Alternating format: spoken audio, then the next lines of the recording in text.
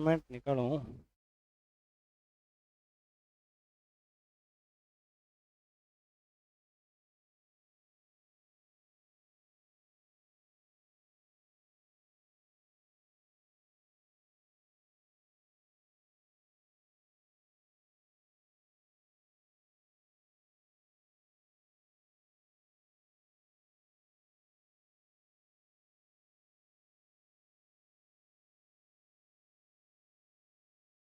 Good morning.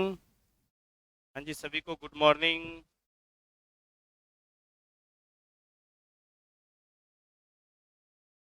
Ram Ram, good morning.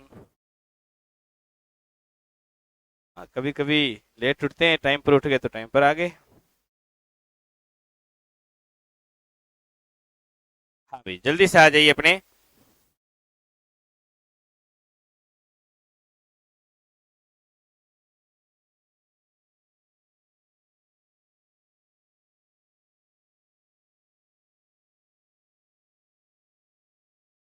हाँ भी, जय श्री राम, गुड मॉर्निंग, राधे राधे। चलिए स्टार्ट करते हैं हम।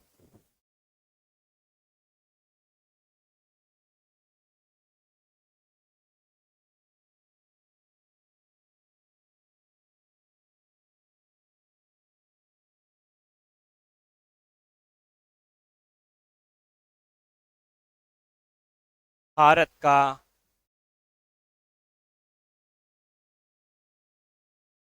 अफवाह तंत्र।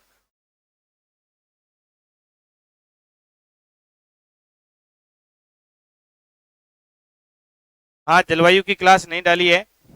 वो क्लास में ही कराऊंगा मैं आपको, क्योंकि वो 5 6 7 घंटे क्लास हो गई थी, इसलिए उसको नहीं डाली कि एक दिन में कवर नहीं हो पाएगी। तो मैं जैसे अफवाह तंत्र होगा क्लास में करवा दूंगा आपको मैं कंटिन्यू।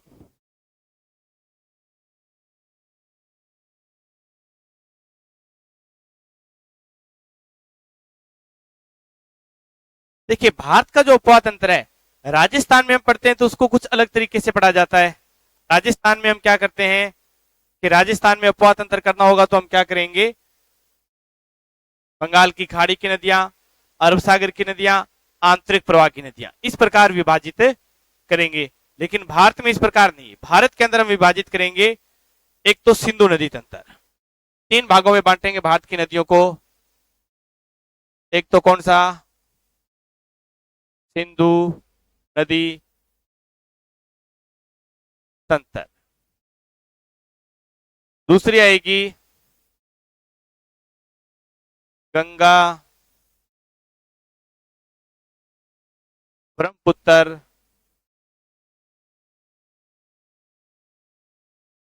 नदी तंत्र। और तीसरा आएगा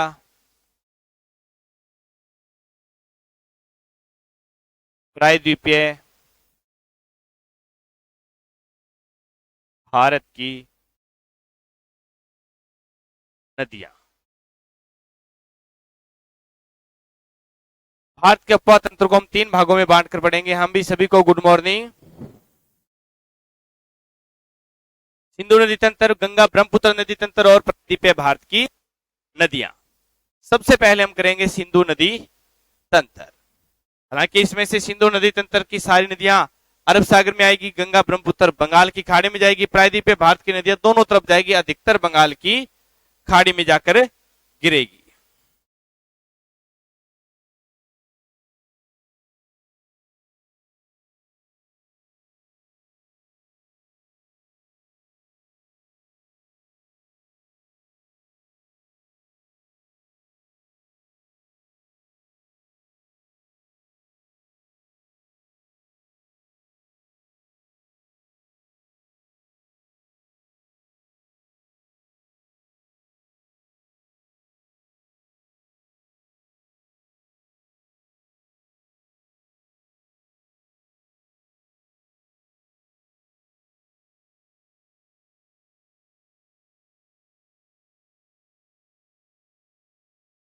चलिए, अगर मेरे वाली बुकलेट है आपके पास, इंडिया का नक्शा है तो दी बेस्ट है, नहीं है तो ऊपर ऊपर वाला हिसाब बना भी सकते हो कि ऊपर ऊपर का ये लद्दाख, जम्मू कश्मीर, हिमाचल, पंजाब, इतना ही पार्ट चाहिए हमें। उत्तराखंड और बना लीजिए बस, तो थोड़ा सा इजी हो जाएगा हमारे लिए।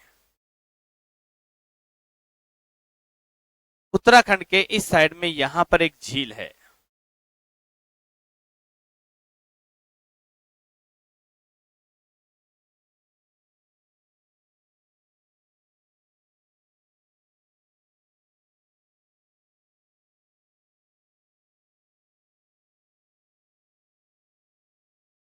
इस झील का नाम है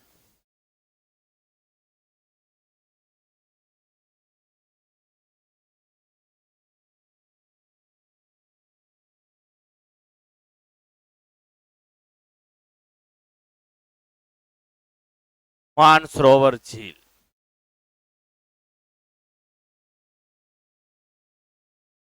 मानसरोवर झील। मानसरोवर झील के उत्तर दिशा से, मानसरोवर झील की उत्तर दिशा से एक नदी निकलती है, लद्दाख में प्रवेश करती है, लद्दाख में बहती हुई चली जाएगी पीओके से पाकिस्तान, पाकिस्तान में भारत की सीमा के समांतर बहती हुई इधर चली जाएगी अरब सागर में।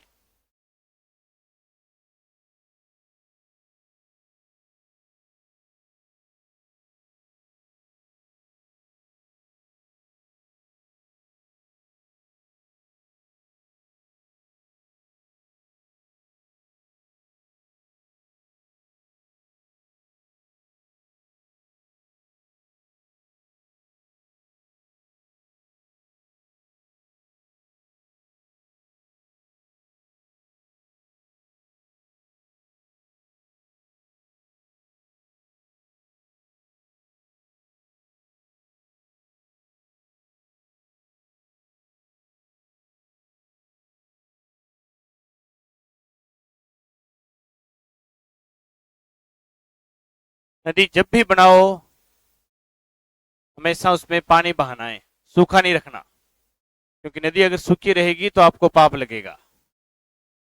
इसलिए नदियों को हमेशा डबल लाइन से बनाओगे और उसके अंदर पानी भी बहाओगे।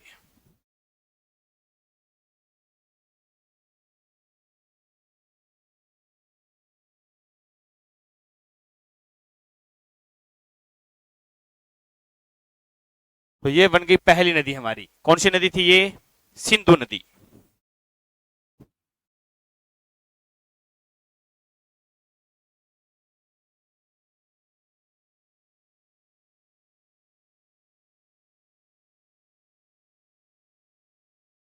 सिंधु नदी।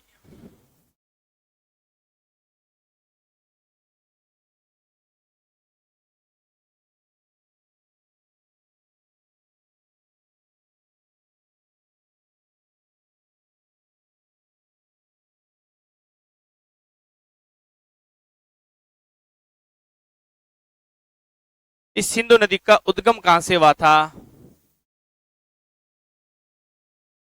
सनो खबाब, सनो खबाब या बोखरचू,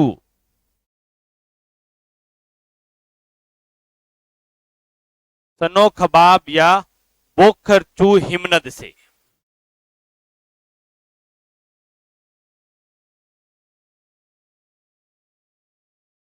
सनो खबाब या बोखरचू हिमनद से उद्गम होता है कौन सी नदी का? सिंधु नदी का।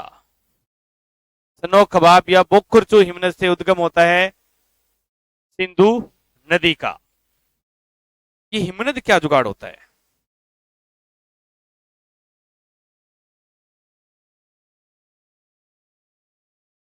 इसके दूसरे नाम लिख देता हूं हिमनद। इसी को बोलते हैं ग्लेशियर, इसी को बोला जाता है हिमानी, इसी को हम हमारी भाषा में बोल सकते हैं बर्फ का पहाड़।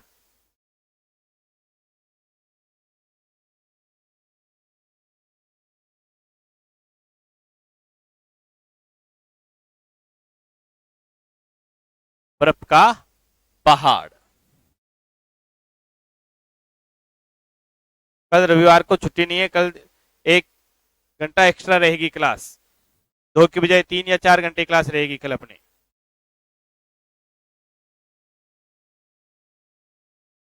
तो सनो खबाब बोखरचू हिमनद, हिमनद बोल दीजिए, ग्लेशियर बोल दीजिए, हिमानी बोल दीजिए, या बर्फ का पहाड़, यहां से इसका उद्गम होता है। और उद्गम स्थल पर इसका नाम जो है, उद्गम स्थल पर इसे बोला जाता है सिंगी खबाना।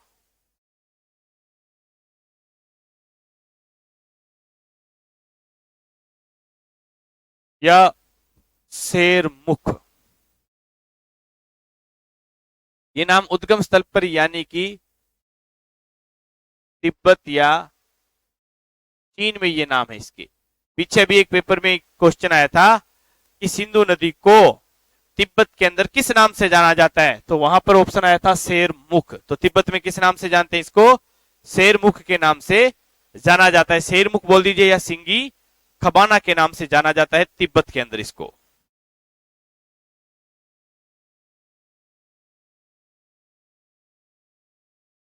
फिर आ जाती है नदी भारत में।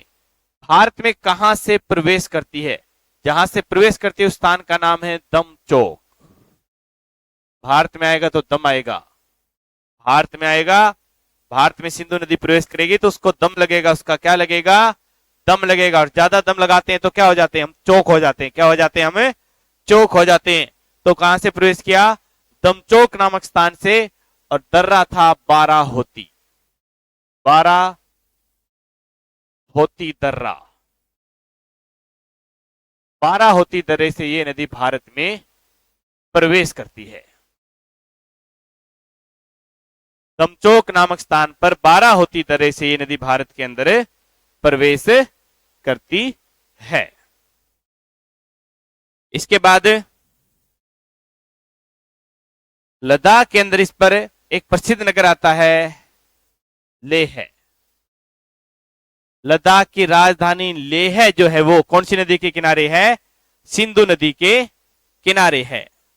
लद्दाख की राजधानी लेह सिंधु नदी के किनारे है। और फिर आ जाता है इसी पर ये बना देती है एक गार्ज। क्या बनाती है, गार्ज, जिसका नाम है कुंजी या गिलगित या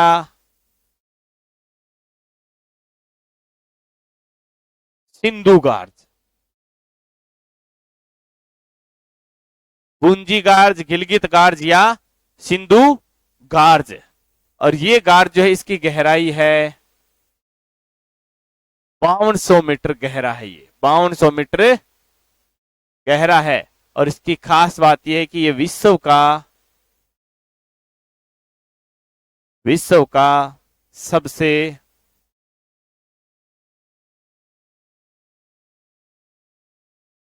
गहरा गार्ज है।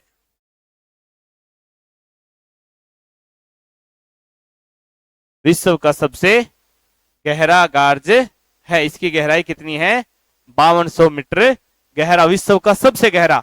और गार्ज होता क्या है ये चर्चा हम पहले कर चुके हैं। ऐसा दर्रा जहां से क्या बहती हो, नदी, ऐसा दर्रा जहां से नदी बह रही हो, नदी ने उसको बिल्कुल खड़े ढाल से क्या कर दिया हो, गहरा कर दिया हो, तो वही दर्रा क्या कहलाता है, गार्ज कहलाता है। गार्ज जहां पर होगा वहां पर हमेशा क्या बहेगी, नदी ही बहेगी। जहां पर गार्ज होगा वहां पर हमेशा नदी ही बहती है। फिर पीओके के दरिस्तान के दरिस्तान के चिल्लड़ नामक स्थान से ये पाकिस्तान में चली जाती है नदी। पीओके के दरिस्तान के चिल्लड़ नामक स्थान से पाकिस्तान में प्रवेश करती है। पाकिस्तान में इस पर 2 सभ्यता स्थल आ जाते हैं, डेरा इस्माइल और डेरा गाजी खाना। डेरा इस्माइल और डेरा गाजी खाना, डेरा इस्माइल और डेरा गाजी खाना 2 सभ्यता स्थल इसके ऊपर आ जाते हैं पाकिस्तान के अंदर। फिर आगे जाते हैं तो इसी नदी पर पाकिस्तान के अंदर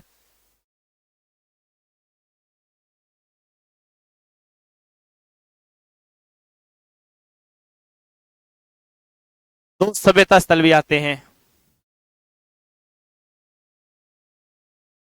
एक तो मोहनजोदड़ो, मोहन मोहनजोदड़ो, मोहनजोदड़ो, मोहनजोदड़ो का सिंधी भाषा का शब्द है जिसका अर्थ है मृतकों का टीला। मोहनजोदड़ो का अर्थ क्या है? मृतकों का टीला।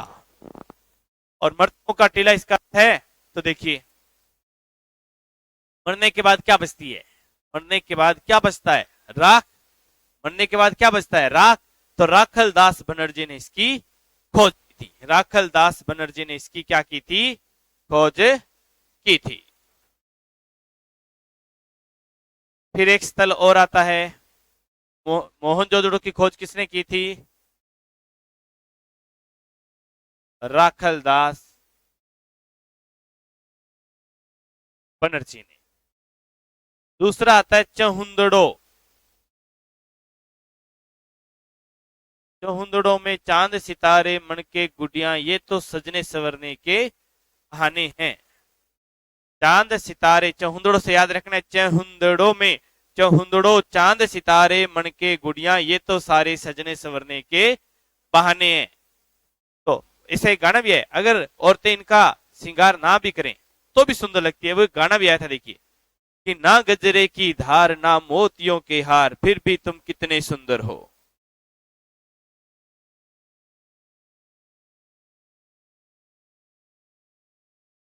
ना गजरे की धार ना मोतियों के हार फिर भी तुम कितने सुंदर हो। तो मैंने क्या कहा था? चांद सितारे मणके गुडियां, चांद सितारे मणके गुडियां लिपस्टिक।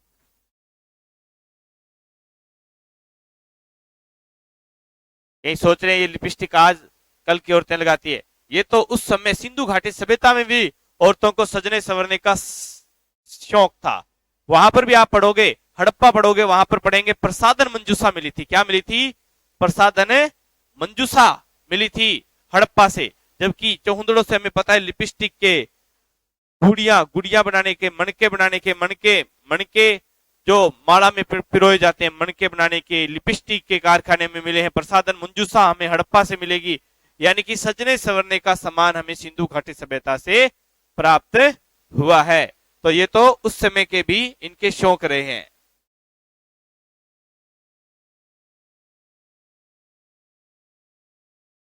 हाँ, गार्स यू आकार का होता है।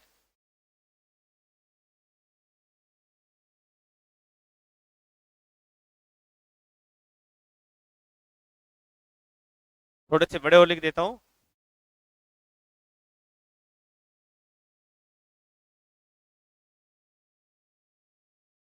ये नदी इस प्रकार आती हुई इधर, यानी कि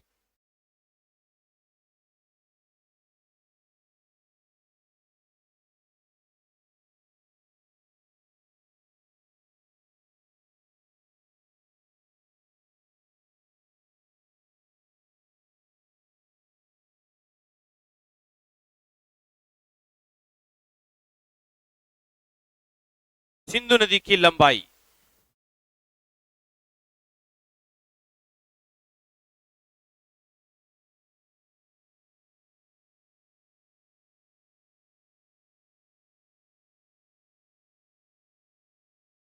2880 किलोमीटर, जबकि भारत में इसकी लंबाई जो है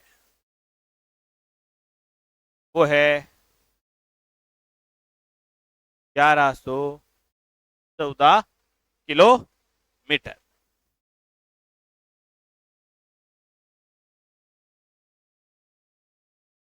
ये आ जाती पूरी की पूरी सिंधु नदी।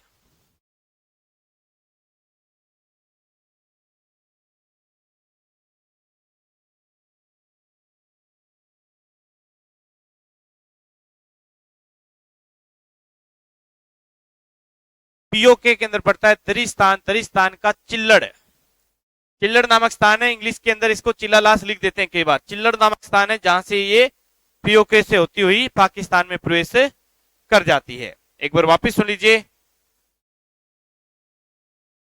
मानसरोवर झील कहां पर है? तिब्बत में। मानसरोवर झील तिब्बत। इस मानसरोवर झील के उत्तरी छोर से उद्गम होता है इसका सनो खबाब या बोखरचू हिमनद ग्लेशियर हिमानी या बर्फ के पहाड़ से। उद्गम स्थल पर इसे सिंगी खबाना या शेरमुख के नाम से जानते हैं, यानी कि तिब्बत या चीन में इसे सिंगी खबाना या शेरमुख कहा गया है। जबकि भारत में प्रवेश करती है ये दमचोक नामक स्थान से। कौन से दर्रे से? बाराहोती दर्रे से ये क्या करती है? प्रवेश करती है। बाराहोती दर्रे से ये प्रवेश करती है। फिर आता है लेह। लद्दाख के अंदर आती है। लद्दाख की राजधानी लेह इसी नदी के किनारे पर स्थित है। फिर आगे आता है पुंजी। पुंजी या गिलगित या सिंधु गार्ज क्या बनाती है? ये गार्ज बनाती है। पुंजी नामक स्थान पर गिलगित क्षेत्र है, सिंधु नदी है, तो पुंजी गार्ज, गिलगित गार्ज या सिंधु गार्ज, जिसकी गहराई है 5200 मीटर और ये विश्व का सबसे गहरा गार्ज है। इसकी गहराई कितनी है? 5200 मीटर गहरा गार्ज बनाती है ये। फिर उसके बाद ये चली जाती है पाकिस्तान में। उसके बाद चली जाती है कहां पर? पाकिस्तान में। पाकिस्तान में कहां पर? पीओके के दरिस्तान के चिल्लड़ नामक स्थान से पाकिस्तान में प्रवेश करती है। दो सभ्यता स्थल आते हैं इस पर, डेरा इस्माइल और डेरा गाजी खाना। डेरा इस्माइल और डेरा गाजी खाना। फिर इस पर एक आगे चलकर एक बहुत प्रसिद्ध स्थान आएगा, मिठान कोट। मिठान कोट, क्योंकि ये प्रसिद्ध स्थान इसलिए प्रसिद्ध है क्योंकि यहां पर इसकी सबसे बड़ी सहायक नदी इसमें आकर मिलेगी, जिसका नाम होगा चिनाब। के बाद चिनाब के मिलने के बाद इस पर दो सभ्यता स्थल आते हैं सिंधु घाटी सभ्यता के। एक तो मोहनजोदड़ो। मोहनजोदड़ो का अर्थ होता है मृतकों का टीला, और मरने के बाद राख बचती है। राखल दास बनर्जी ने 1922 में इसकी खोज की थी। तो चौहुंदड़ो की खोज की थी मजूमदार ने। चौहुंदड़ो की मजूमदार। चौहुंदड़ो में तो चांद सितारे मणके गुड़िया लिपस्टिक बनाने, मणके गुड़िया लिपस्टिक बनाने का कारखाना मिला था। और उसके बाद ये चली जाती है आगे। इसके पास में एक सभ्यता स्थल और आ जाता है थोड़ा सा दूर, अल्लादीनो। अल्लादीनो सिंधु घाटी सभ्यता का सबसे छोटा स्थल अल्लादीनो था, तो सबसे बड़ा मोहनजोदड़ो था। सबसे बड़ा मोहनजोदड़ो है और सबसे छोटा अल्लादीनो। और फिर ये अपना जल गिरा देती है अरब सागर में। इसकी कुल लंबाई है 2880 किलोमीटर। इसकी कुल लंबाई कितनी है? 2880 किलोमीटर। और भारत में इसकी लंबाई आ जाएगी कितनी? भारत में इसकी लंबाई आ जाएगी 1114 किलोमीटर। हाँ जी पुष्पा जी, गुड मॉर्निंग। अभी सभी को गुड मॉर्निंग।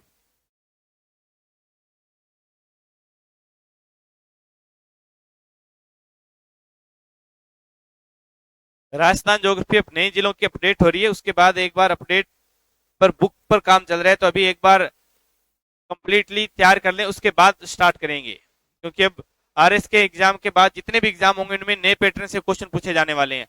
आरएस में हालांकि ना पूछे जाएं, लेकिन आरएस के बाद जो एग्जाम होंगे उनमें सभी में नए पैटर्न से ही क्वेश्चन पूछे जाएंगे। और अगर आरएस का पेपर आगे जाता है तो इसमें भी नए पैटर्न से ही क्वेश्चन आएंगे। तो ये होगी हमारी सिंधु नदी। दूसरा नक्शा निकालिए अब।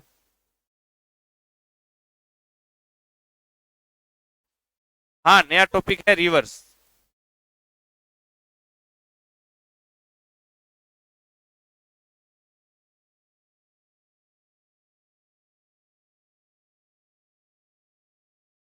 तो राज बोहरा। क्वालिटी क्या होता है अभी? क्वालिटी, क्वालिटी, अच्छा क्वालिटी बढ़ाओ। देखो हमने तो क्वालिटी बढ़ा रखी है, यहाँ से चेक और कर लेता हूं मैं यहाँ पर एक बार।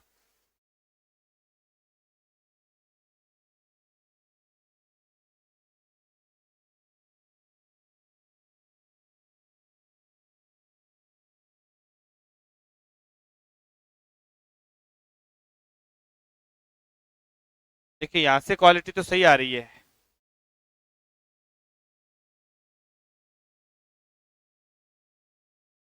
हाँ, ऊपर दरिस्तान लिखा था ओंकार जोड़वा जी। हाँ, वर्ल्ड ज्योग्राफी भी कराएंगे आपको।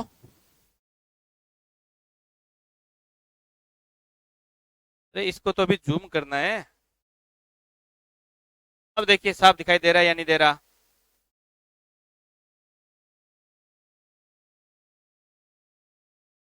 नदी तंत्र नहीं कराया अभी, केवल और केवल सिंधु नदी करवाई है मैंने। केवल और केवल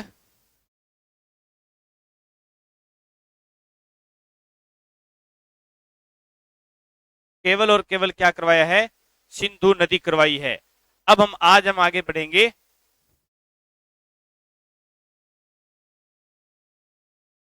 सिंधु नदी तंत्र की ओर बढ़ रहे हैं अब। सिंधु नदी होगी, अब सिंधु की सहायक नदियां करेंगे हम, सिंधु की सहायक नदियां।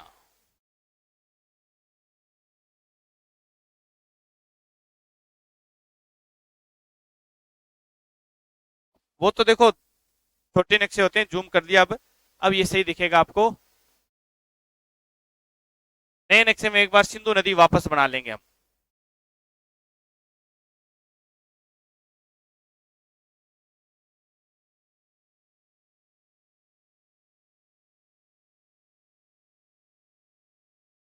देखिए पेन कम से कम 2-3 कलर के पेन जरूर रखिए आप।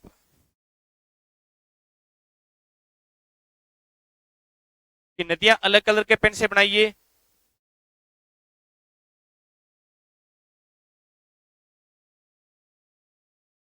जसवंत नागर जी आप लेट आए थे। शुरू में बांटा था हमने सिंधु नदी तंत्र, गंगा ब्रह्मपुत्र नदी तंत्र और प्रायद्वीपीय भारत की नदियां। 3 टुकड़ों में बांट कर पढ़ेंगे हम। अभी हम सिंधु नदी तंत्र, आज हम कोशिश करेंगे सिंधु नदी तंत्र हमारा कंप्लीट हो जाएगा।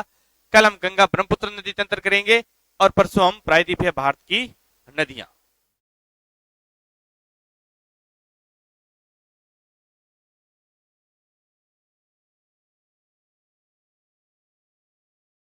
वही मानसरोवर झील।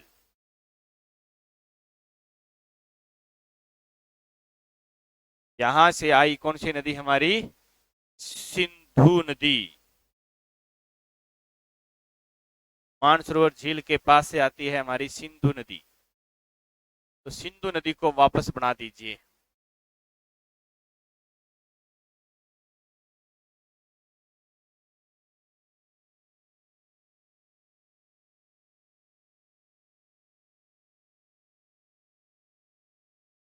नए नक्शे में एक बार सिंधु नदी को और बना दीजिए।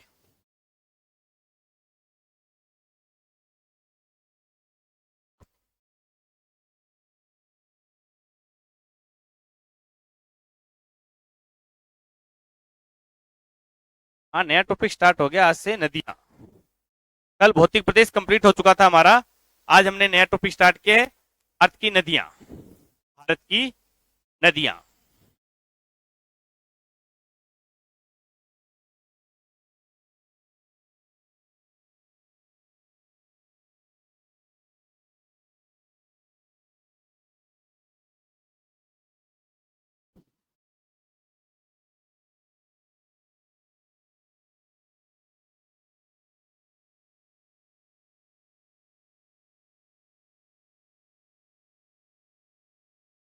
सिंधु नदी बन गई नक्शे में।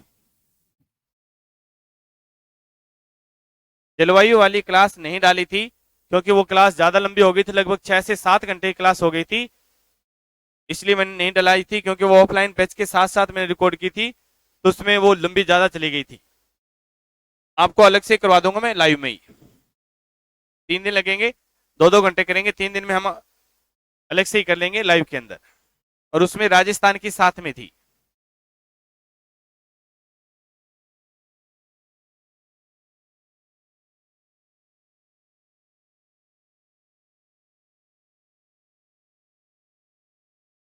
हिमाचल प्रदेश से 2 नदियां निकलेगी और दोनों हिमाचल प्रदेश में ही मिल जाएगी।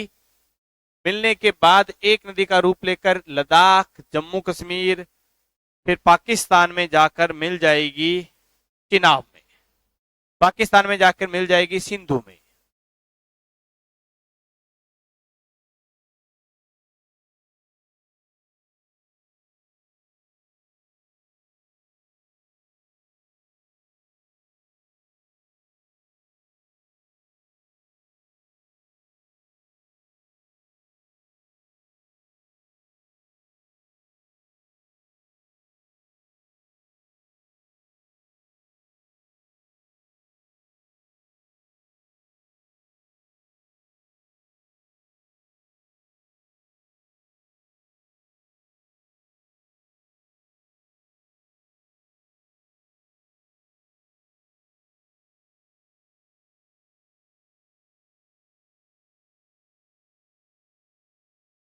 कौन सा टॉपिक रह गया राम अवतार जी आपका?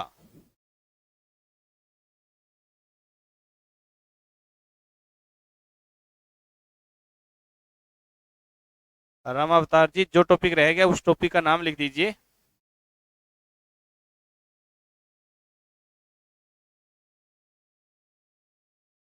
जलवायु आपको लाइव ही कराऊंगा क्लास के अंदर ही। ये हो गई हमारी कौन सी नदी? चिनाब। इस लेक्चर में दो नदियां करेंगे हम। पहले में हमने केवल एक सिंधु की थी, इसमें चिनाब और झेलम दो नदियों को करने वाले हम। झेलम नदी जम्मू कश्मीर से चलती है, फिर भारत पाकिस्तान की सीमा बनाती हुई वो आकर मिल जाएगी किसमें? चिनाब।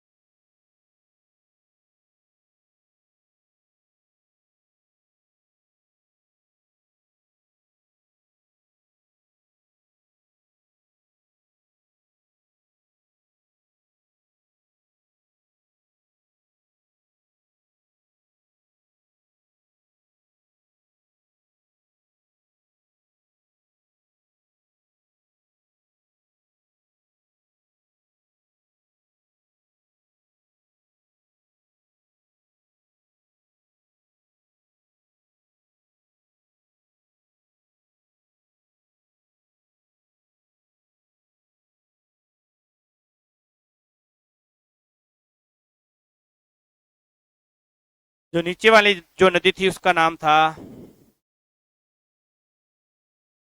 चिनाब। कौन सी नदी? चिनाब नदी।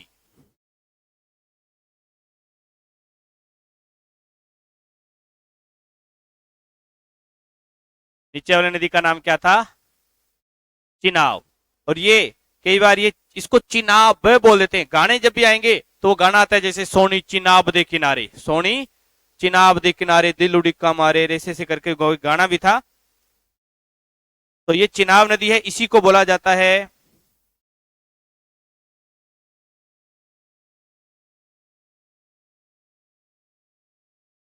युद्ध हुआ था चिनाब।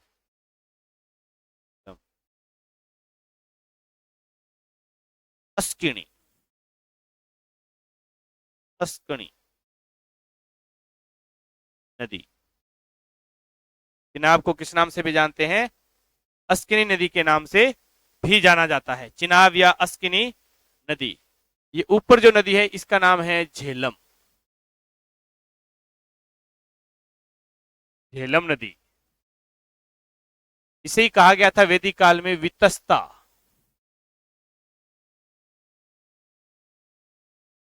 वैदिक काल में वितस्ता किस काल में कहा गया था इसे? वैदिक काल के अंदर। जबकि इसी झेलम नदी को यूनानी इतिहासकारों ने कहा था हाइडे स्पीच। हाइडे स्पीच रिवर या नदी बोल देते हैं हम। किसने कहा था? यूनानियों ने।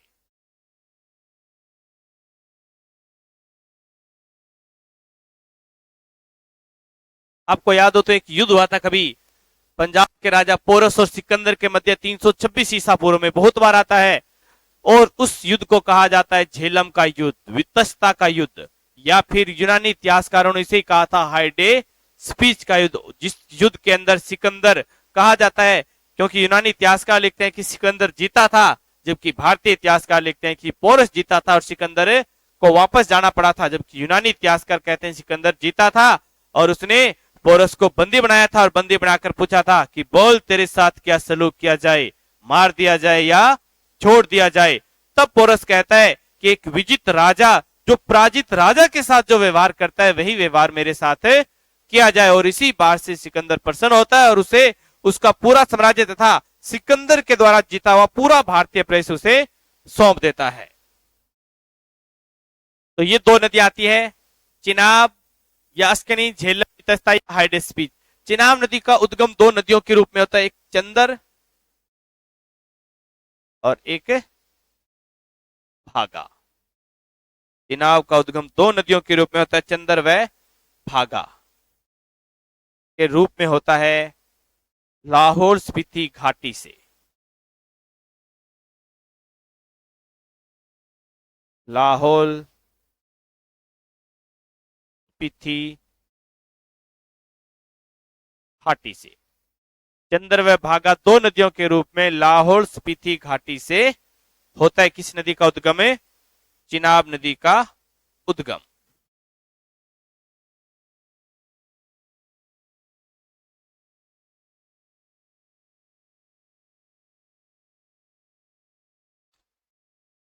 अब चिनाब की बात करते पहले हम।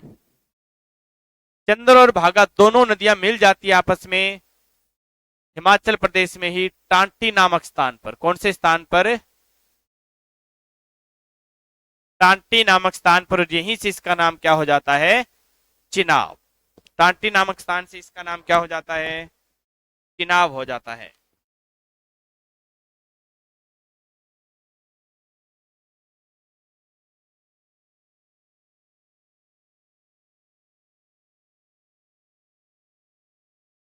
इसके बाद चिनाब नदी आगे चलती है। चिनाब नदी पर कुछ परियोजनाएं हैं।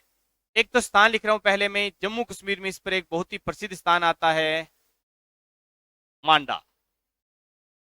कौन सा स्थान आता है? मांडा। मांडा क्या है देखिए।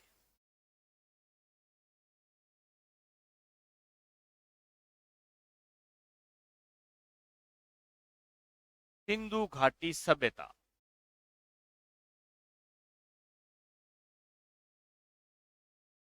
सिंधु घाटी सभ्यता के चार छोर।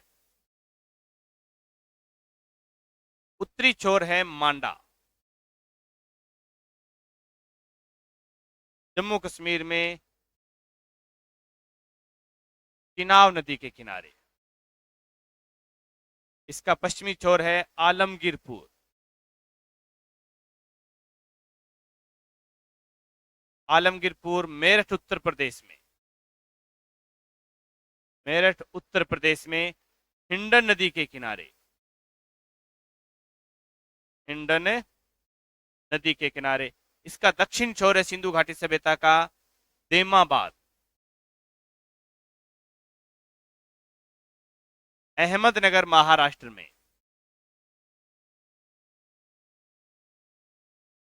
अहमदनगर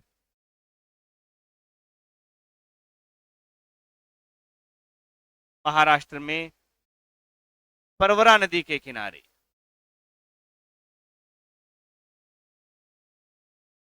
और इसका पश्चिमी छोर है दूधका गेंडोर।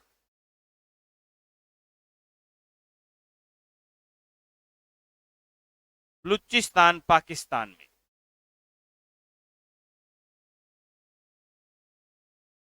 बलूचिस्तान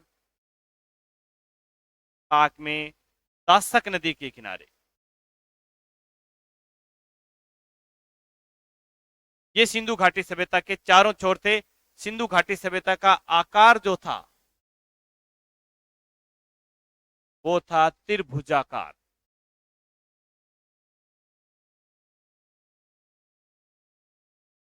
त्रिभुजाकार।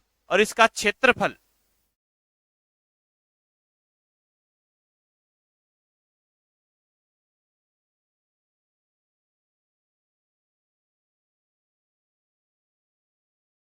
यहां पे लिख रहा हूं मैं नीचे। सिंधु घाटी सभ्यता का क्षेत्रफल देखो 12,99,600 वर्ग किलोमीटर था आजादी के समय। कब था? आजादी के समय। तो वर्तमान में इसका क्षेत्रफल है लगभग 20 लाख वर्ग किलोमीटर। यानी कि आजादी के समय इसका क्षेत्रफल था 12,99,600। लगभग राउंड फिगर में हम बोल सकते हैं, राउंड फिगर में हम कह सकते हैं लगभग 13 लाख। राउंड फिगर सीधा सीधा बात करें तो लगभग हम 13 लाख 20 को कह सकते हैं। तो जबकि वर्तमान में इसका क्षेत्रफल हो चुका है, पाकिस्तान में भी है, भारत में भी है, अफगानिस्तान में भी है, तो वो इसका क्षेत्रफल हो चुका है वर्तमान में लगभग 20 लाख से भी अधिक क्षेत्र ये कवर करती है। तो मांडा क्या था? सिंधु घाटी सभ्यता का सबसे उत्तरी छोर था। वापिस आ जाते हैं इधर। एक स्थान हो गया कौन सा हमारा? मांडा, सिंधु घाटी सभ्यता का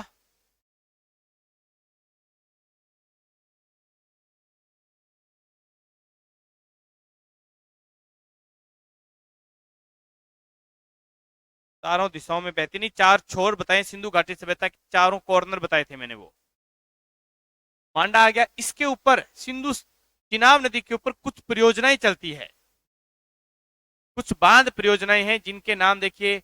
चिनाब नदी पर परियोजना है दुलहस्ती, दुलहस्ती परियोजना। चिनाब नदी पर ही है सलाल परियोजना,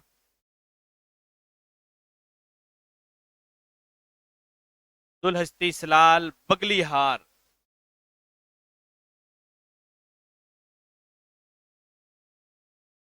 बगलीहार परियोजना, रातले परियोजना, रातले पन बिजली,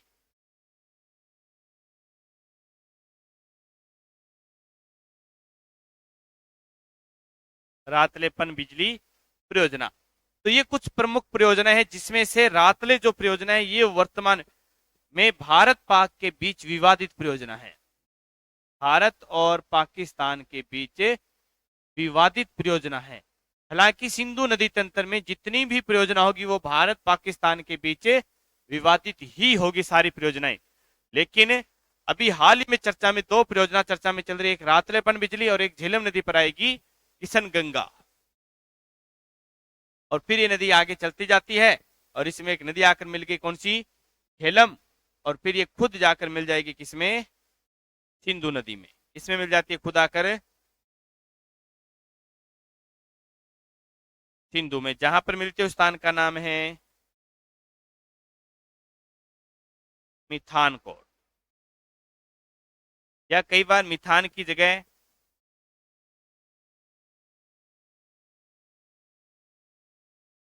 मिठानकोट, मिठानकोट नामक स्थान पर आकर सिंधु में मिल जाती है। इस नदी की लंबाई जो है वो है 1800 किलोमीटर, जबकि भारत में है 1180 किलोमीटर भारत में। और ये ऊपर वाली थी इसकी कुल लंबाई। 1800 किलोमीटर की कुल लंबाई है और भारत में इसकी लंबाई है, लाहौल स्पीति घाटी या दर्रा कुछ भी लिख सकते हो, घाटी भी है ये, दर्रा भी है। लाख क्षेत्रफल कुल है इसका, सिंधु सभ्यता का कुल क्षेत्रफल है 20 लाख, भारत में नहीं है, भारत में नहीं, टोटल 20 लाख क्षेत्रफल है।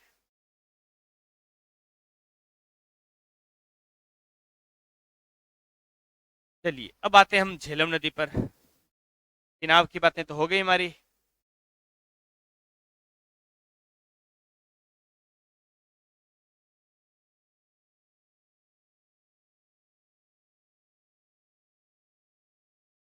झेलम नदी का उद्गम जो है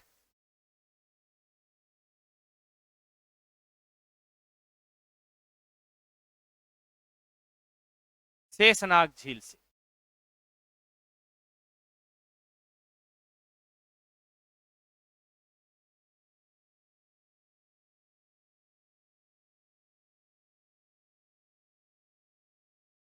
शेषनाग झील से, बेरी नाग नामक स्थान से। बेरी नाग में स्थित शेषनाग झील से झेलम नदी का उद्गम होता है। बेरी नाग में स्थित शेषनाग झील से झेलम नदी का उद्गम होता है। इस पर देखो क्या है, दो तो परियोजना है, दो तो परियोजना, दोनों ही प्रसिद्ध है। एक तो तुलबुल, तुलबुल परियोजना है, और एक है किशन गंगा परियोजना।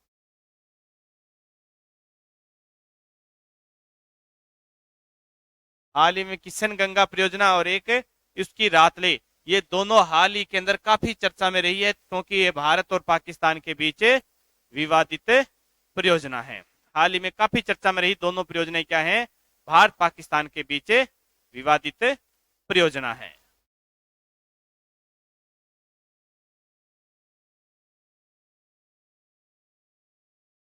दो झील आ जाती इस पर।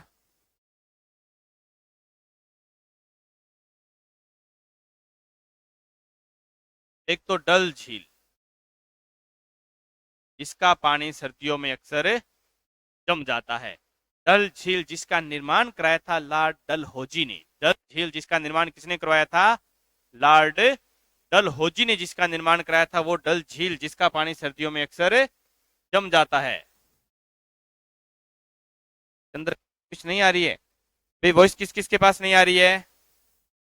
चंद्रकला और आवाज आ रही है नहीं आ रही भाई?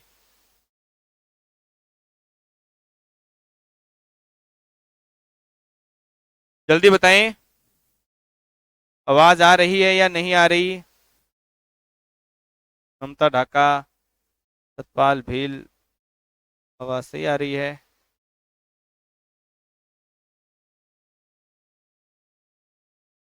चंद्रकला जी अपने मोबाइल को चेक कीजिए थोड़ी सी। ओंकार जुनवा टकाटक।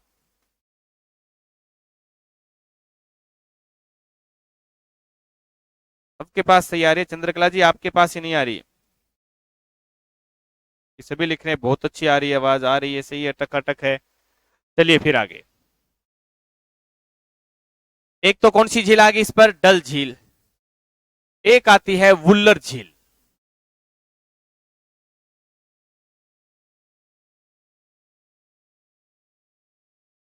वुल्लर झील। वुल्लर झील की क्या खास बात है देखिए।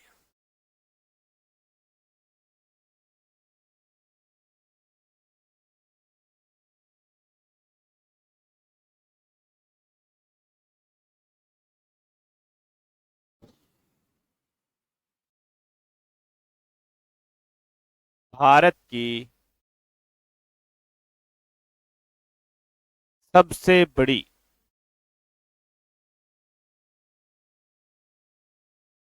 मीठे पानी की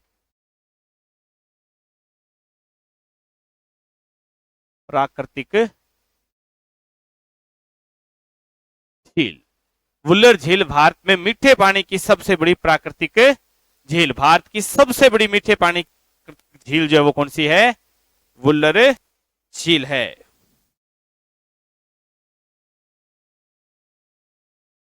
सिंधु नदी पिछले नक्शे में हो गई थी ममता जी, ये हम कर रहे हैं झेलम नदी केवल। बात झेलम की चल रही है, हम झेलम पर ही करेंगे। झेलम नदी पर है वुल्लर झील, डल झील, वुल्लर झील, ये दोनों झीलें झेलम नदी पर है।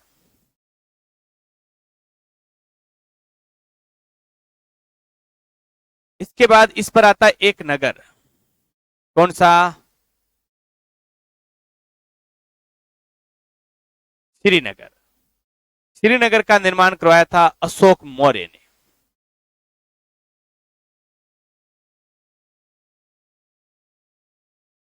अशोक मौर्य ने श्रीनगर बसाया था झेलम नदी के किनारे। इस बात का उल्लेख किया हुआ है कलहन की राज तरंगिणी में। कलहन की राज तरंगिणी, कलहन की राज तरंगिणी में यह लिखा हुआ है कि झेलम नदी के किनारे अशोक मौर्य द्वारा श्रीनगर बसाया गया था, जो वर्तमान में क्या है, हमारे जम्मू कश्मीर की एक ग्रीष्मकालीन राजधानी है। वर्तमान में श्रीनगर जो है वो जम्मू कश्मीर की ग्रीष्मकालीन राजधानी है। फिर देखिए, ये नदी कुछ दूरी पर भारत पाकिस्तान की सीमा बनाती है। क्या कर रही है ये,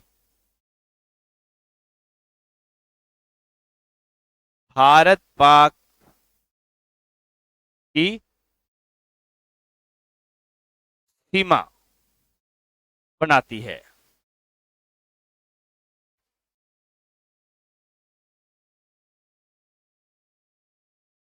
भारत पाकिस्तान की सीमा बनाती है कुछ दूरी पर। और फिर ये नदी क्या होती है,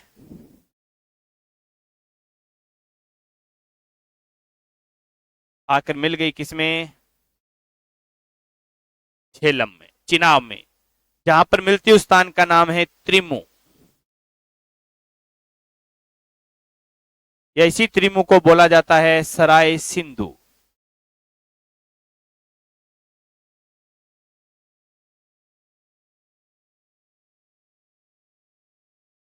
त्रिमु या सराय सिंधु नामक स्थान पर झेलम नदी आकर मिल जाती है किसमें? चिनाब नदी के अंदर मिल जाती है। झेलम नदी जो है, इसकी लंबाई की बात करते हैं हम।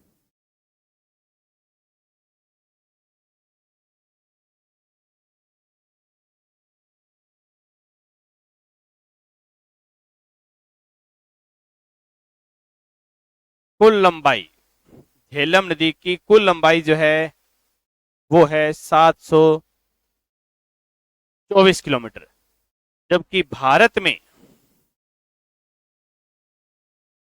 इसकी लंबाई है 400 किलोमीटर। झेलम की कुल लंबाई, त्रिमु पाकिस्तान में है।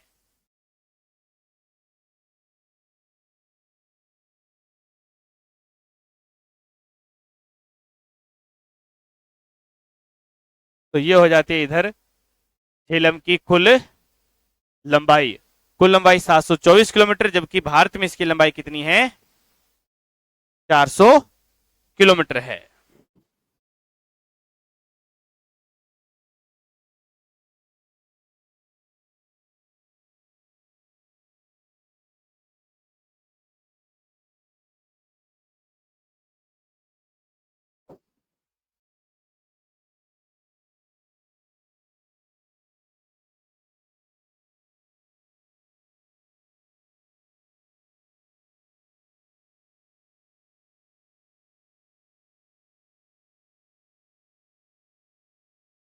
चलिए अब इसको रिपीट कर देते हैं एक बार।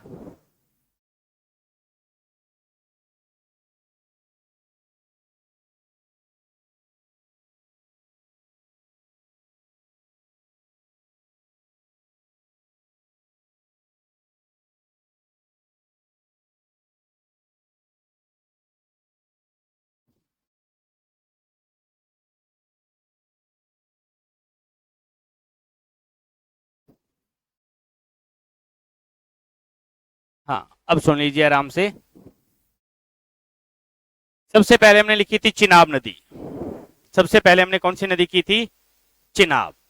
चिनाब नदी का उद्गम चंदर व भागा दो नदियों के रूप में लाहौल स्पीति घाटी से होता है, और ये दोनों नदियां टांटी नामक स्थान पर मिल जाती है, और यहीं से इसका नाम हो जाता है चिनाब। चिनाब को वैदिक काल में अस्किनी कहा गया था। चिनाब को वैदिक काल में क्या कहा गया था?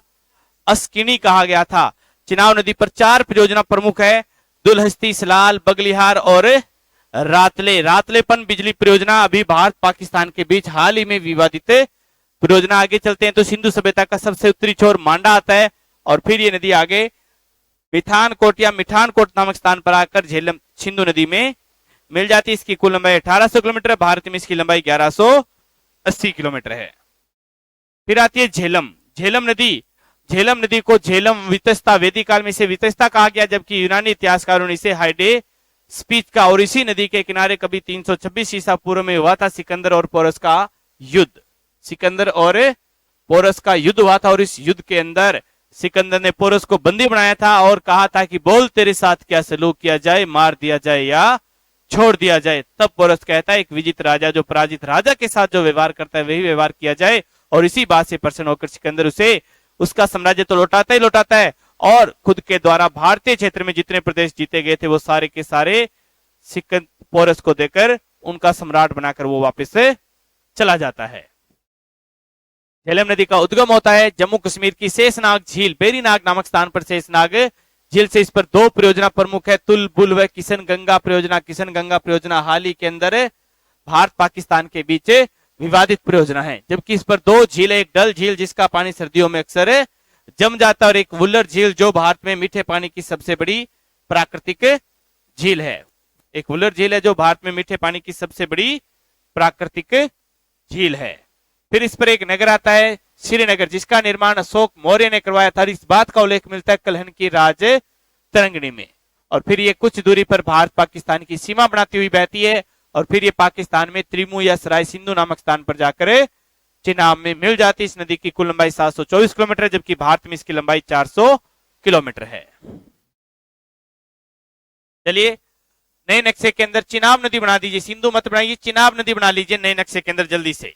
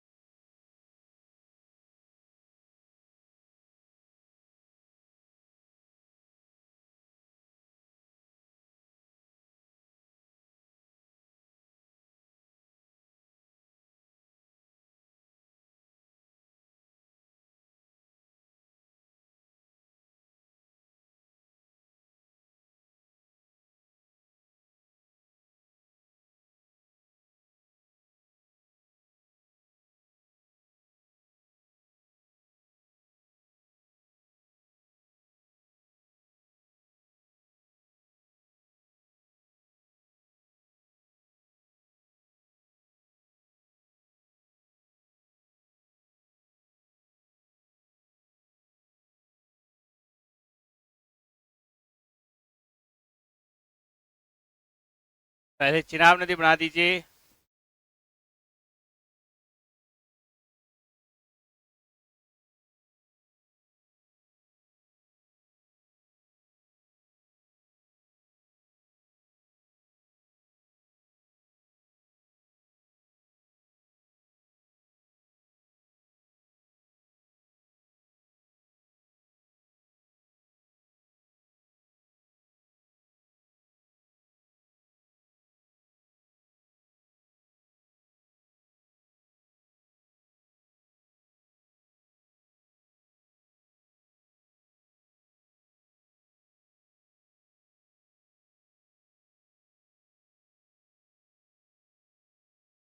इसके बाद बनाते हैं हम रावी नदी।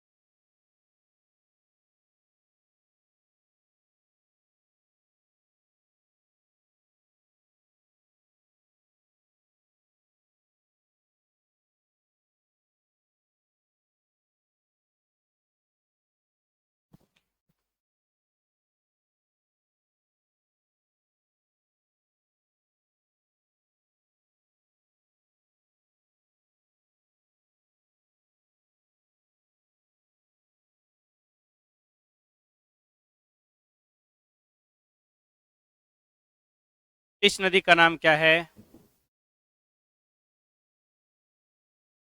रावी, या इसे कहा जाता है पुरुषणी।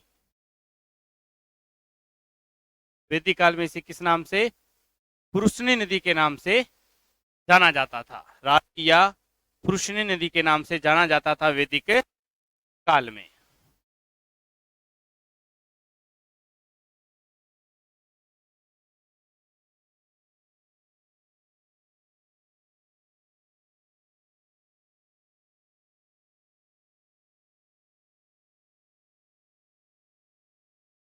रावी नदी का उद्गम होता है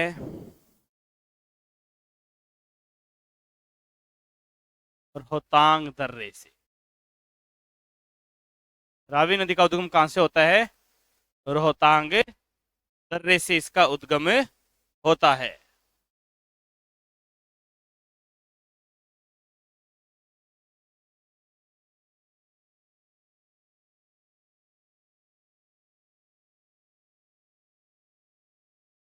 उद्गम के बाद ये हिमाचल प्रदेश में इसके ऊपर एक परियोजना है, चमेरा परियोजना।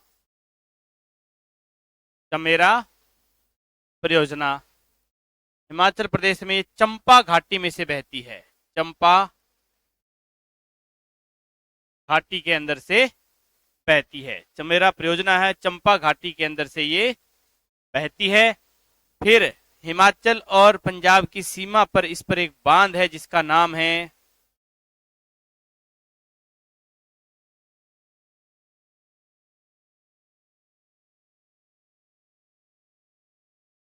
महाराजा रणजीत सागर, या इसी को बोल देते हैं हिमाचल में थीन बांध। हिमाचल में थीन बोलते हैं, पंजाब में महाराजा रणजीत सागर बांध आ जाता है इस पर। चमेरा विद्युत परियोजना, चमेरा परियोजना आ गई, चंपा घाटी आ गई, थीन बांध या महाराजा रंजीत सागर बांध आ जाते हैं इस पर।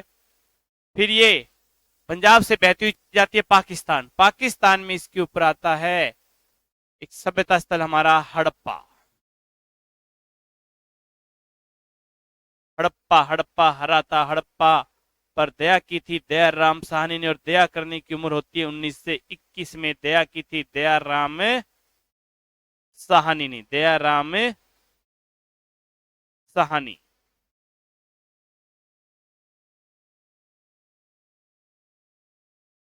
दयाराम साहनी ने दया की थी 1921 में, यानी कि 1921 में सिंधु घाटी सभ्यता का खोजा गया पहला स्थल कौन सा था?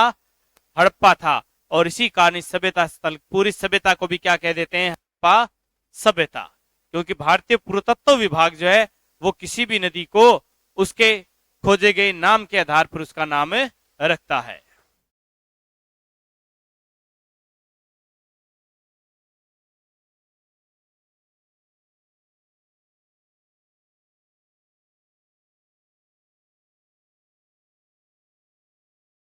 उसके बाद इसी के ऊपर पाकिस्तान के पंजाब प्रांत की राजधानी आ जाती है लाहौर। पाकिस्तान के पंजाब प्रांत की राजधानी आ जाती है लाहौर। और फिर ये नदी मिल जाती है किसमें? चिनाब में।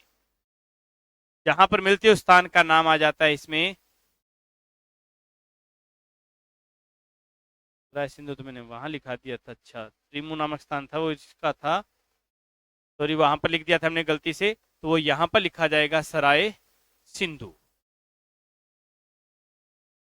वहां पर केवल त्रिमु आएगा, मैंने दोनों नाम लिख दिए थे अपने वहां पर।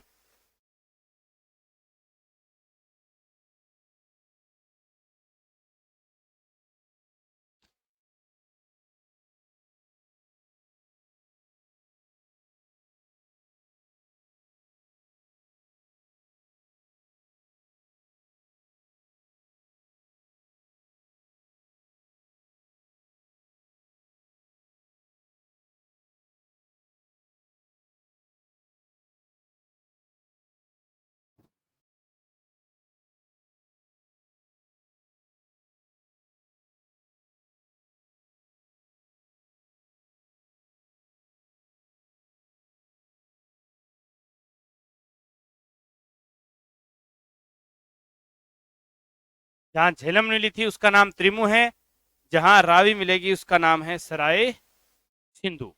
जहां रावी मिल रही है उसका नाम क्या है? सराय सिंधु। और रावी नदी की लंबाई जो है,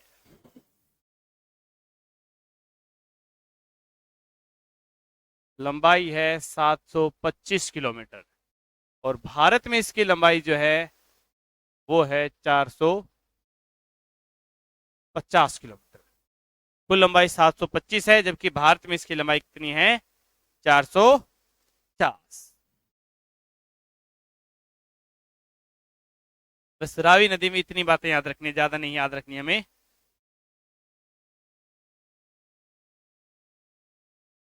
ये हो जाती है रावी नदी हमारी। कौन सी नदी हो गई? रावी नदी। अब आती है सतलज और ब्यास। कौन सी नदी आ जाती है? सतलज और ब्यास नदी।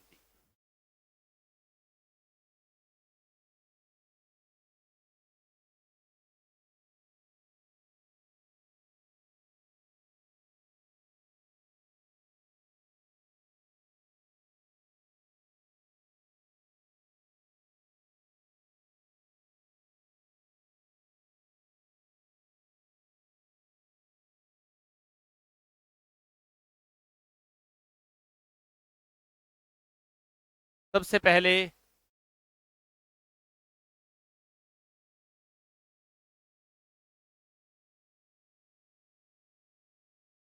वही मानसरोवर झील। कौन सी झील है?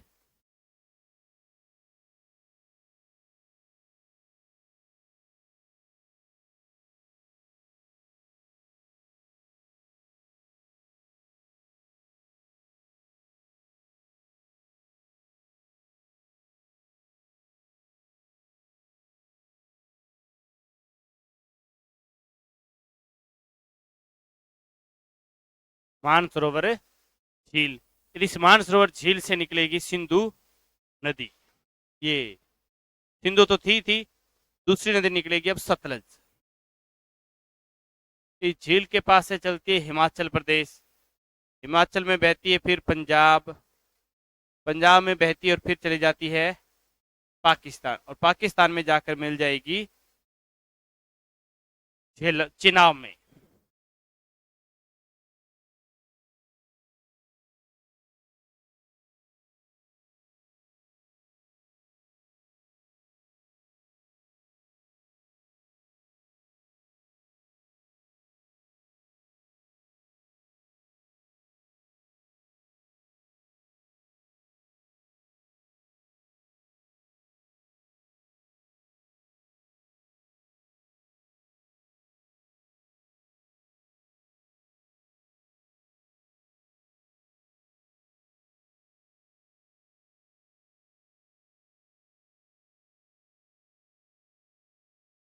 ये कौन सी होगी हमारी नदी?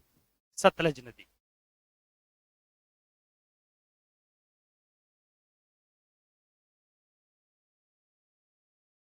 सतलज या वैदिक काल में इसे कहा जाता था स्तुद्री नदी। सतलज या वैदिक काल में क्या कहते थे इसे? स्तुद्री। और इसी की एक सहायक नदी है जो हिमाचल से आएगी पंजाब में, और पंजाब में आकर इसमें मिल जाती है।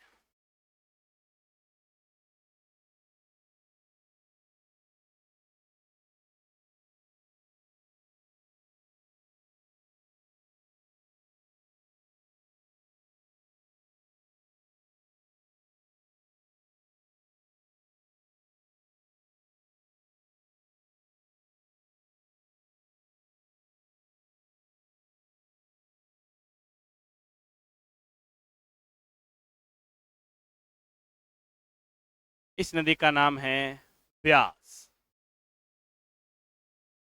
या वैदिक काल में से, वैदिक काल की ये बिपाशा बसु थी। वैदिक काल की क्या थी ये? बिपाशा। यानी कि वैदिक काल में इसे किस नाम से जाना जाता था? बिपाशा नदी के नाम से जाना जाता था।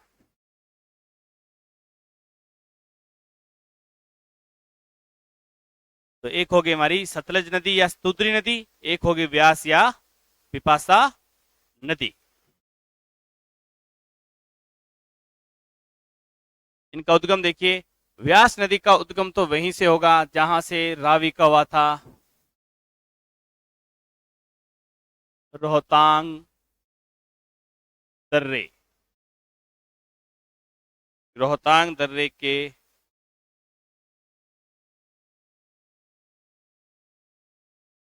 दक्षिण छोर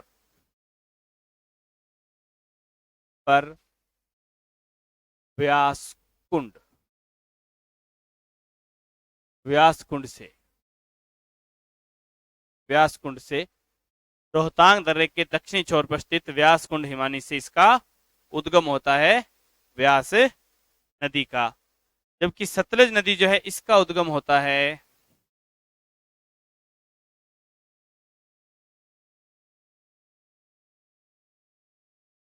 राक्षस ताल या राकस ताल हिमानी से। राक्षस ताल या राकस ताल हिमानी से उद्गम होता है सतलज नदी का।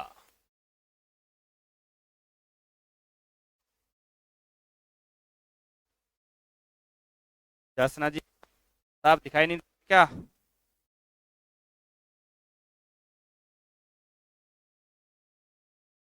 Clear clear.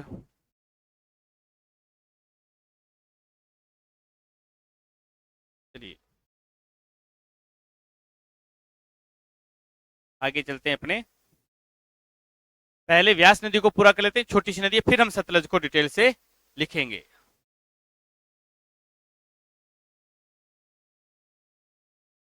व्यास नदी पर देखो हिमाचल प्रदेश में 2 बांध है।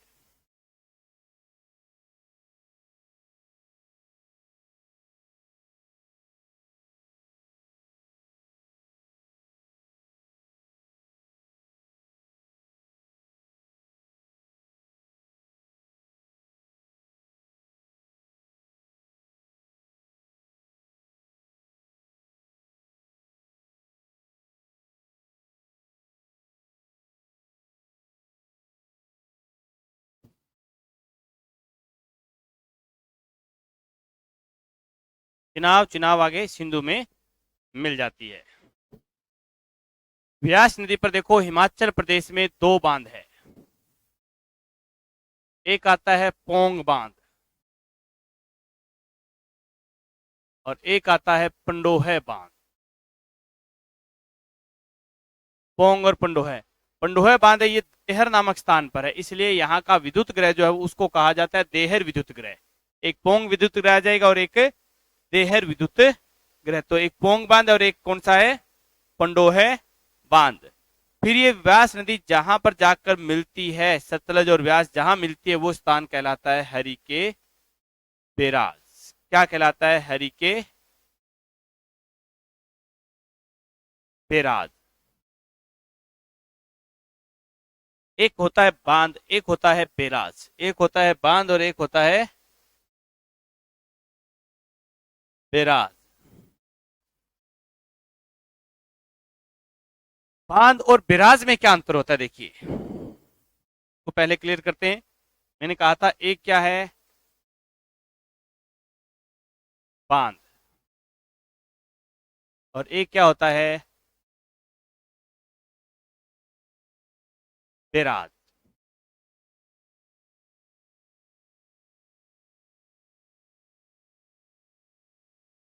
देखो ये कोई नदी आ रही है, सपोज करो ये कोई नदी आ रही है,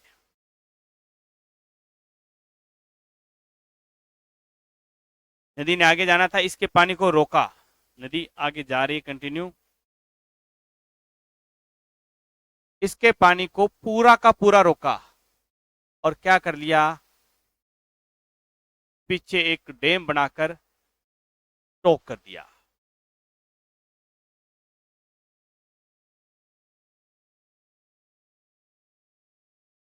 यानी कि यहां पर क्या बनाया गया, एक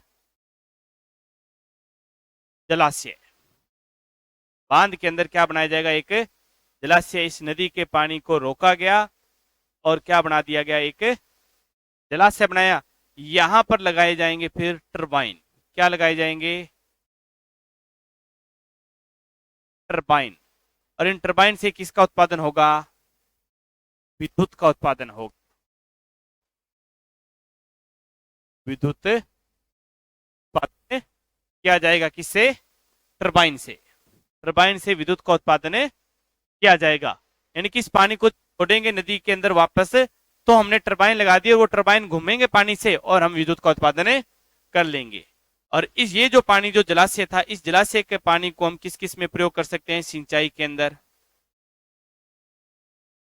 इसका पानी हम सिंचाई में प्रयोग कर सकते हैं, पेयजल में प्रयोग कर सकते हैं, उद्योगों में प्रयोग कर सकते हैं। पेयजल, सिंचाई, उद्योग, विद्युत का उत्पादन भी हो गया। ये सारे काम किसके थे, बांध। बांध जहां पर आएगा तो समझ लेना, टरबाइन की फोटो तो नहीं है, लेकिन आपको सीधा सीधा इतना सा बता देता हूं मैं। कौन से क्षेत्र से हो, लगभग मोस्टली राजस्थान से। अपने यहां पर राजस्थान से, तो राजस्थान में हमने एक चीज हमेशा देखी है कि जनरेटर जानते हो, जनरेटर तो जानते हो सभी कि विद्युत का उत्पादन, लाइट जाती है तो हम क्या ऑन करते हैं, या तो इन्वर्टर या फिर जनरेटर। इन्वर्टर होता है उसके लिए तो विद्युत का उत्पादन बैटरी में सेव होता है, लेकिन जनरेटर होता है उसके लिए हम एक इंजन चलाते हैं, वो उसके पंखे को घुमाएगा और फिर वो विद्युत का उत्पादन करेगा। यानी कि क्या, ये समझ लीजिए जनरेटर।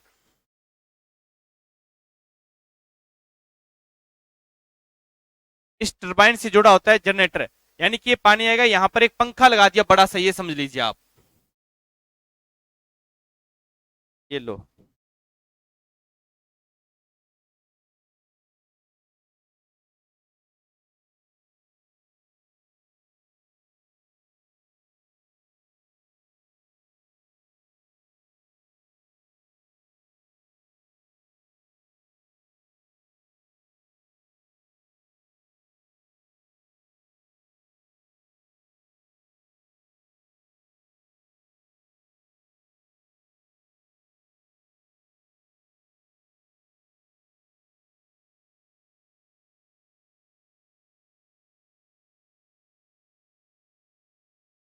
ये इस प्रकार के लगे होते हैं, इनके पंखे होते हैं काफी सारे, और ये पानी ऊपर से आता है तो ये इस पानी की वजह से ये क्या होते हैं, घूमते रहते हैं। जैसे हवा के चलने से पवन चक्कियां घूमती है, जैसे हवा के चलने से क्या घूमती है, पवन चक्की, वैसे पानी के चलने से ये टरबाइन वाले जो पंखे होते हैं ये पानी से जोर तेजी से घूमेंगे, और तेजी से घूमेंगे तो इनकी दूसरी साइड में लगा होता है जनरेटर।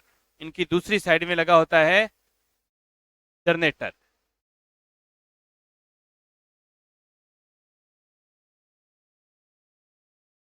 ये देखो, ये रहा सही डायग्राम, ये वाला जो पार्ट है कि यहां पर पानी आया और पानी की वजह से ये घूमते रहेंगे, और घूमने की वजह से क्या होगा, विद्युत का उत्पादन है। यानी कि इससे जुड़ा होता है जनरेटर, और जनरेटर जुड़ा, जनरेटर क्या करता है, विद्युत का उत्पादन करता है। तो क्लियर हो गई बात आपकी कि टरबाइन क्या होता है।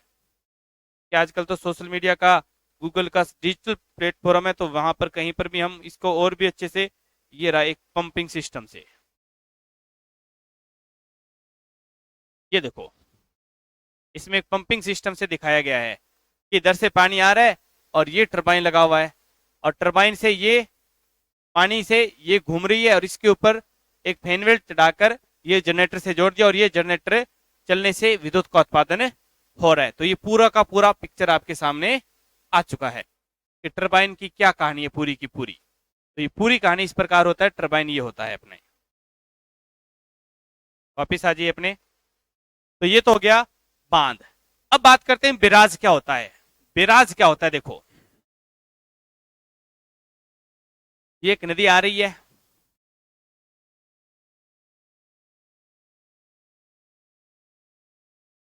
नदी आ रही है, नदी के अंदर क्या होता है, पूरा पानी को ना रोककर आधे पानी को रोक दिया, और आधे पानी को रोककर उसमें से क्या निकाल दी, नहर।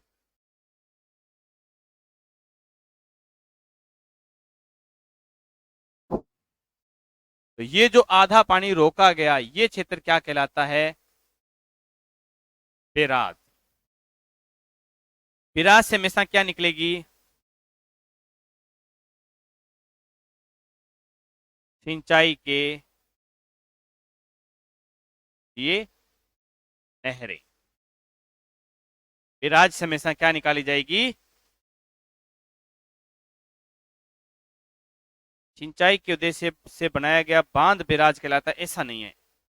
बांध अलग होता है, बांध के अंदर तो पीछे पानी को स्टोक किया जाएगा, उसमें तो एक जलाशय होगा, जबकि बिराज में कोई जलाशय नहीं होगा।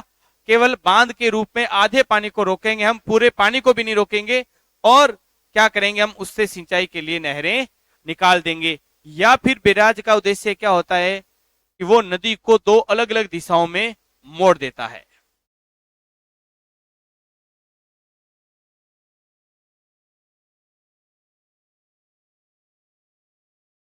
कि यहां पर हमने बिराज बनाया, ये क्षेत्र है, ये भी क्या कहलाता है? बिराज कहलाता है। ये भी क्या कहलाता है?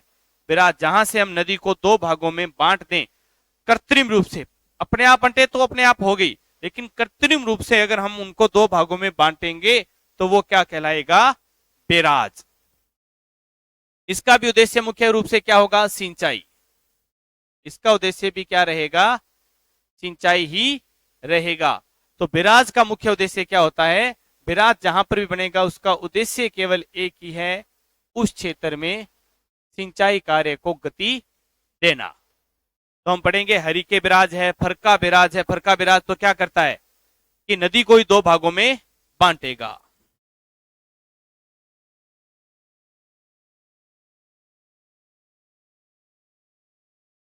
अपने आप दो भागों में बंटे तो वो बिराज नहीं होगा। मैंने अभी अभी कहा था, यहां पर एक शब्द निकाला था मैंने, कृत्रिम। नदी दो भागों में बंटे किस प्रकार? कृत्रिम रूप से। कृत्रिम यानी कि मानव निर्मित, प्राकृतिक ना हो। प्राकृतिक है तब तो वो अपने आप ही नदी है ही, नदी की दो शाखाएं बन गई फिर तो। लेकिन मानव इसको जब बांटेगा तो वो क्षेत्र क्या कहलाएगा? हमेशा बिराज कहलाएगा। तो बांध और बिराज में अंतर पता चल गया। सीधे सीधी सी एक ही बात याद रख लो, बांध आएगा वहां पर क्या होगा? हमेशा जलाशय होगा, और बिराज आएगा वहां पर कोई जलाशय नहीं होगा, केवल और केवल क्या होगी? सिंचाई। बिराज का उद्देश्य मुख्य रूप से क्या है? सिंचाई।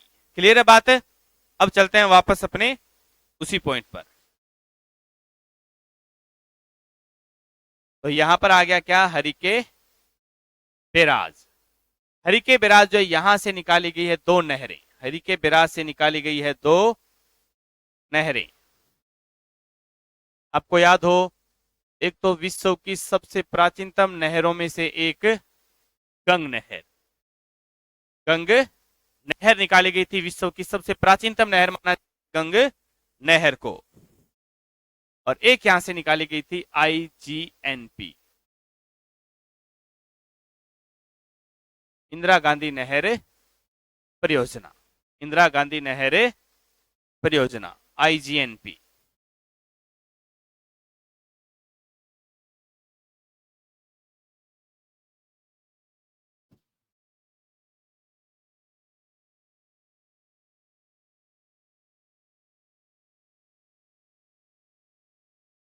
तो ये हो जाती है हमारी व्यास नदी।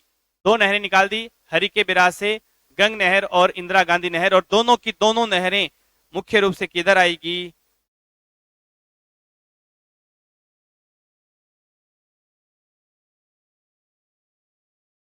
राजस्थान। दोनों नहरों का मुख्य उद्देश्य क्या है? राजस्थान को सिंचाई सुविधा उपलब्ध करवाना।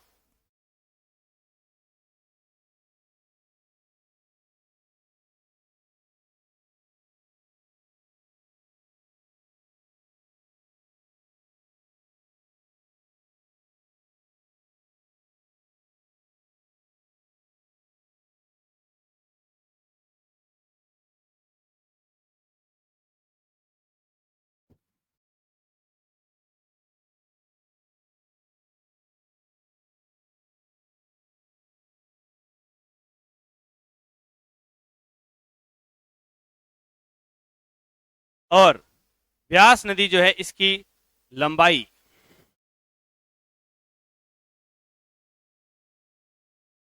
जो वो है 480, ये 470 किलोमीटर।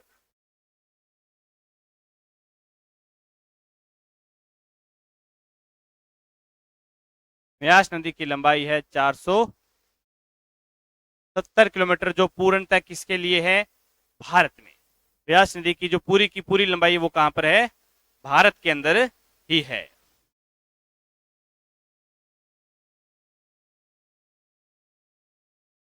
अब आते हैं हम सतलज नदी पर। व्यास नदी में इतनी बातें याद रखनी है।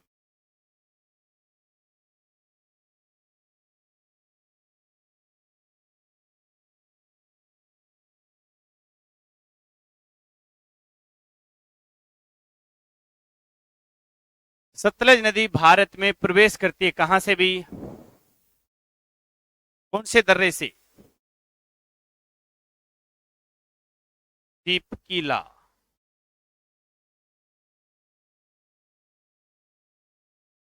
दीपकी ला। ला बोल दीजिए या दर्रा? सिपकीला या सिपकी दर्रा से? सिपकीला या सिपकी दर्रा से सतलज नदी भारत के अंदर प्रवेश करती है। अब इसके ऊपर कौन कौन से पॉइंट आ जाते हैं देखिए। हिमाचल प्रदेश में ही इसके ऊपर आती है राम रामगढ़ बांध परियोजना। भारत की पहली आईएसओ से मान्यता प्राप्त परियोजना जो वो रामगढ़ या रामपुर बांध परियोजना है। इसी के ऊपर आती है लुहरी जल विद्युत परियोजना। मोस्ट इंपोर्टेंट है लुहरी जल विद्युत परियोजना।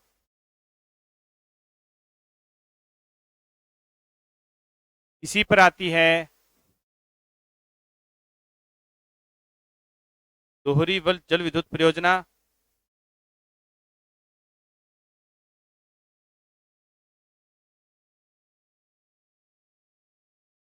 कोल डैम परियोजना। कोल डैम परियोजना। रामगढ़ आ गई, लोहरी आ गई, कोल डैम आ गई।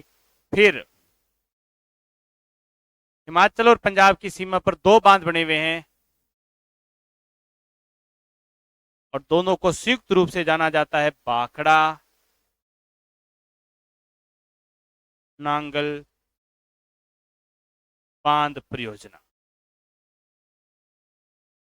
भाखड़ा नांगल, भाखड़ा बांध हिमाचल में है, ध्यान रखना। भाखड़ा बांध कहां पर है? हिमाचल में। और नांगल बांध कहां पर है?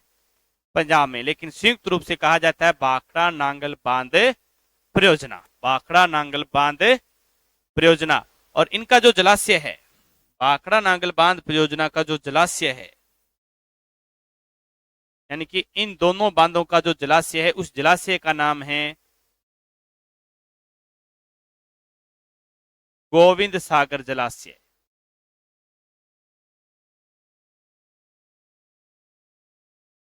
गोविंद सागर जलाशय। और ये भारत में मीठे पानी की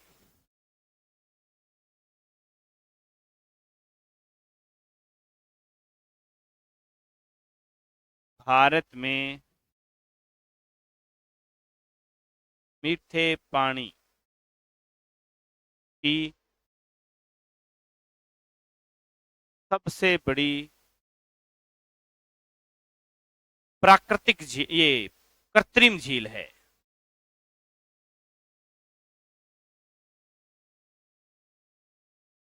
गोविंद सागर जलाशय को भारत में मीठे पानी की सबसे बड़ी कृत्रिम झील कहा गया है। तो मीठे पानी की सबसे बड़ी प्राकृतिक झील कौन सी थी? मीठे पानी की सबसे बड़ी प्राकृतिक झील कौन सी थी? वो हमने अभी लिखा था पहले। कौन सी थी भी बताइए जल्दी से। कोमल वैष्णव, जसवंत नागर, जल्दी से बताइए मीठे पानी की सबसे बड़ी प्राकृतिक झील कौन सी? कृत्रिम तो गोविंद सागर आ चुकी है, तो प्राकृतिक आप बता दीजिए।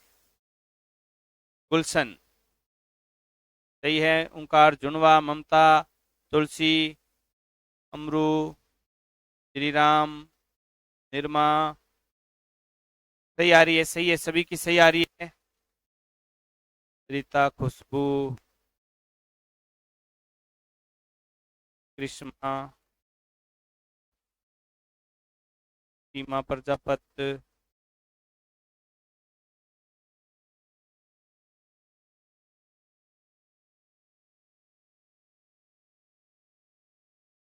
सीमा प्रजापति, ये क्लास दिन में नहीं हो सकती, सुबह 7 से 9 ही चलेगी, क्योंकि दिन में ना तो मैं फ्री होता ना और दूसरे सब्जेक्ट की भी क्लास होती है, तो 2 घंटे क्लास नहीं हो पाएगी, और 2 घंटे क्लास नहीं होगी तो इंडिया ज्योग्राफी और वर्ल्ड ज्योग्राफी दोनों का सिलेबस मुझे करना है, वो कंप्लीट नहीं हो पाएगा। फिर मेरा टारगेट है कि आपको मैं 10 से 15 तारीख के मध्य मध्य, 15 तारीख पहले पहले दोनों ज्योग्राफी कंप्लीट करा दूं, ताकि पीछे लास्ट 15 दिन आप उसका रिवीजन कर सकें।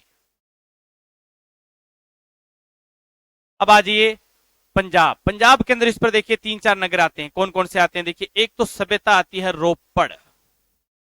कोई रो पड़ा, क्यों रो पड़ा? क्योंकि रोपड़ में क्या मिला? मानव शव। कोई रो पड़ा क्योंकि मानव के साथ क्या, कोई रो क्यों पड़ा? क्योंकि उसका कुत्ता मरा पड़ा था। मानव शव के साथ कुत्ते के समाधान के साक्ष्य, मानव शव के साथ कुत्ते के समाधान के साक्ष्य हमें कहां से मिले हैं? रोपड़ से। राजसमंद तो राजस्थान की है, पूजा गुर्जर। बुलर झील से ही आंसर।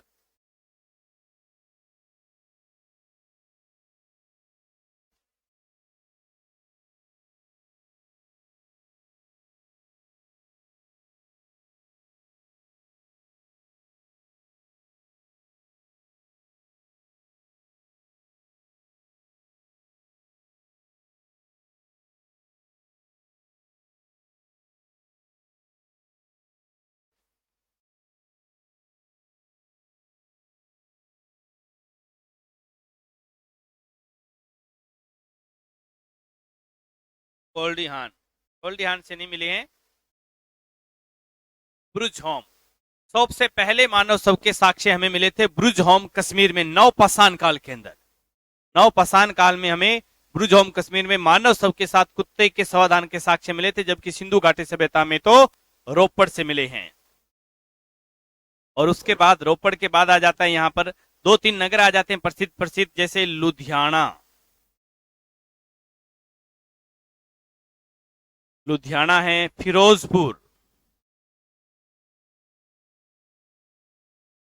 फिरोजपुर है, मुक्तसर है।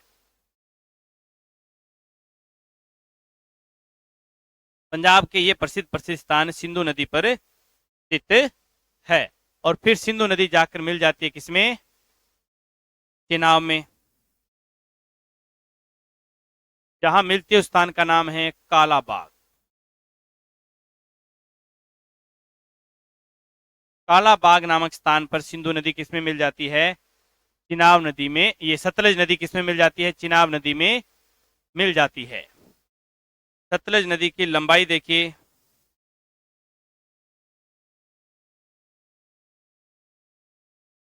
इसकी लंबाई है 1500 किलोमीटर, जबकि भारत में सतलज नदी की लंबाई है 1050 किलोमीटर। भारत में सतलज की लंबाई कितनी है? 1050 किलोमीटर है।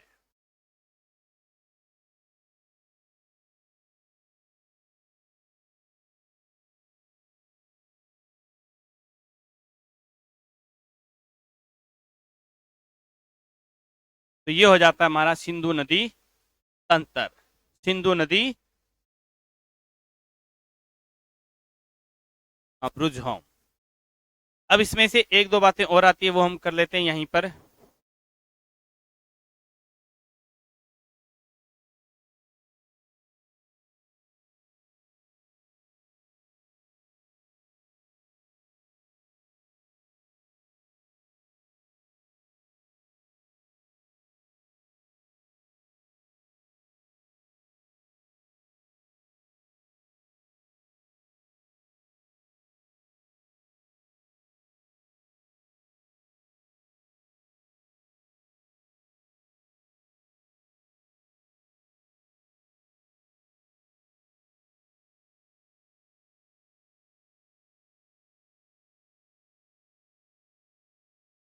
सिंधु नदी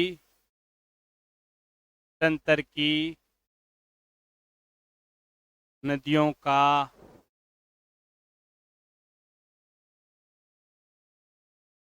लंबाई के आधार पर अवरोही क्रम।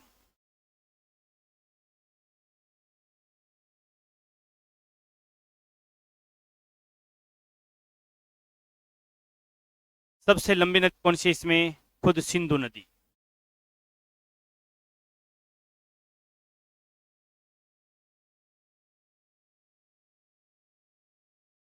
अट्ठाईस सौ अस्सी किलोमीटर। दूसरे पर आती है चिनाब,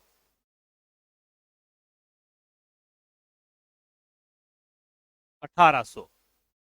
तीसरे पर आती है सतलज, 1500। चौथे पर आती है रावी, 725। पांचवें पर आती है झेलम, 724। और छठे पर आती है व्यास, 470 किलोमीटर। ये तो हो गया सिंधु नदी तंत्र की नदियों का लंबाई के आधार पर अवरोही क्रम। दूसरा क्वेश्चन इसी से मिलता जुलता है हमारा।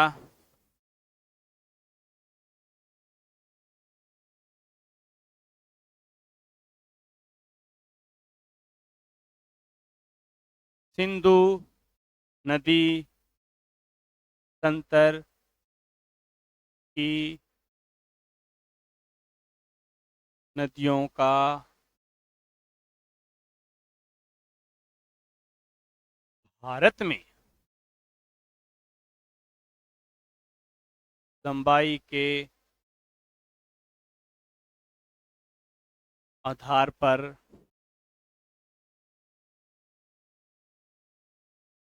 अवरोही क्रम। अब भारत में लंबाई के आधार पर देखिए, सबसे लंबी है चिनाब,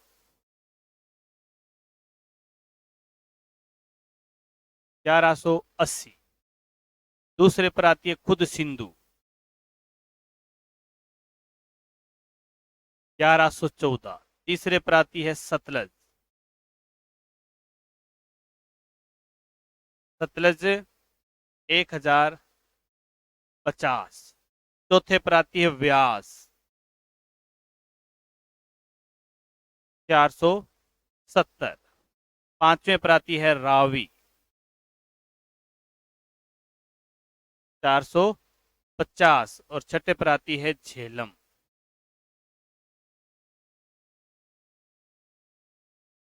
400 किलोमीटर। तो ये हो जाते हैं अपने